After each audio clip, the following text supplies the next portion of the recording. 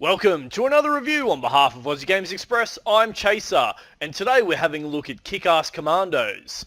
Now, Kick Ass Commandos is a bird's eye view action shooter on a linear path. So you're given scenarios to complete, and there's very little room for deviation. It's quite a good game. It's an indie game. It's going for about $15 USD or about $20 Australian. Now, Kick Ass Commandos has also released a demo, which is fantastic. The developers who do this are doing a real service to themselves by releasing these demos. Demos were very common back in my day.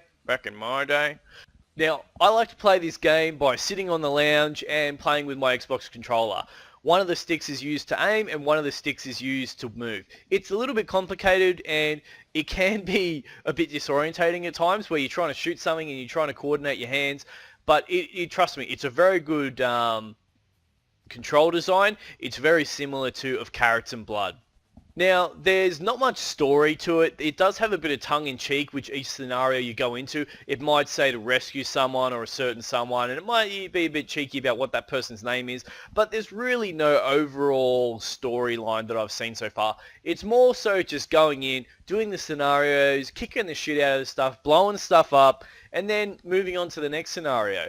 They do have a character leveling system, which I find doesn't get enough XP to make it really, something that you want to get involved in, that you want to grind for or anything like that. I guess you can if you're that sort of person and you figure it out, but doing level by level, I'm finding there are very little amount of increases, and I'm just sort of picking them up here and there.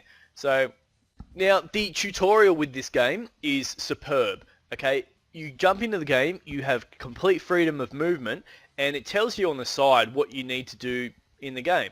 This is a perfect way to design a tutorial level where you're not impeding the gamer's ability to move and explore, but you're sort of telling them what to do.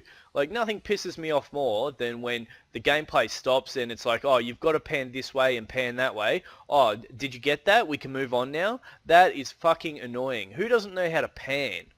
Anyway, I guess they've got to show everyone how to play. Now, the gameplay is really intense. It's very similar to the intensity of something like Broforce. And I really, really enjoy it because you jump into the game, you fight the scenario, you either win or lose. Like, don't get me wrong, it's not a game that you can just win. You will make mistakes, you will get shot up, you will get your head blown off. But because there's not a lot of downtime in when you die and when you respawn, it's sort of like you can keep cycling through. There's a lot of momentum. There's a lot of momentum that keeps the game going, which is really phenomenal, and one of the most charming attributes about it. Now, the biggest flaw for this game is that it's a single-player game. I can't believe that the developers have limited it to being a single player.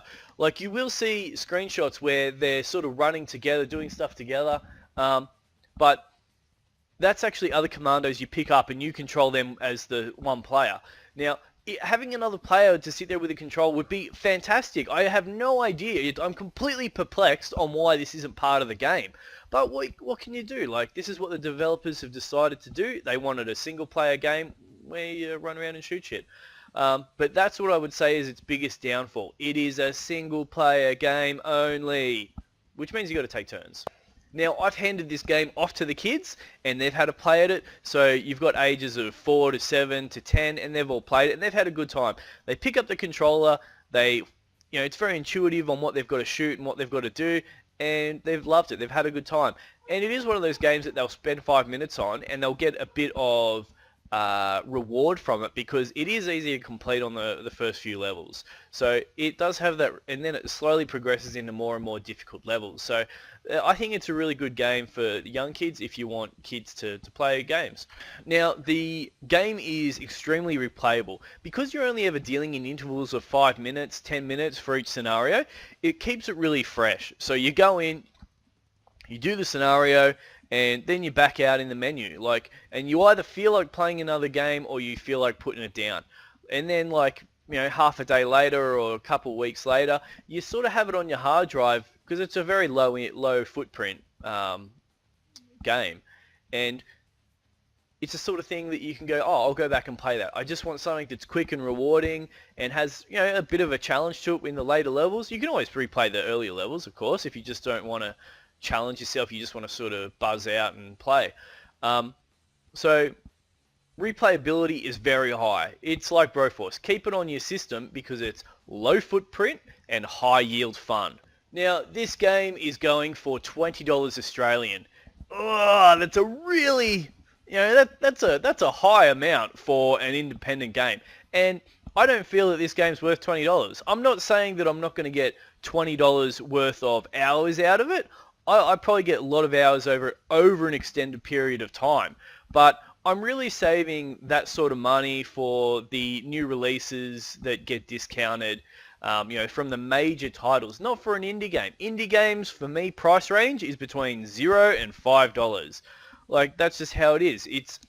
It's such a saturated market that I don't need to buy a game like Kick Ass Commandos. I've got Broforce, and I paid minimal for Broforce when it was on sale. So why would I pay $20 for a game that's similar to, obviously not the same, it's got its own perks, but I'm not going to pay $20 for that title. So I really think the developers have gone a bit too high with their price. Maybe they need to because of the amount of investment they've got on it. But I can't pay $20 for it. You can't pay $20 for it. Look, put it on your wish list. Guaranteed you will get a lot of value out of it if you get it on a sale for 75%, 50%, and you pay $5 to $10 for it. You will love it. It's fantastic. But full freight, I'm sorry, I just can't go there. That's it from me here at Aussie Gamers Express. Thanks for joining me. Go have a look at the demo for Kick Ass Commandos. I rate it 8 out of 10 Raging Bulls.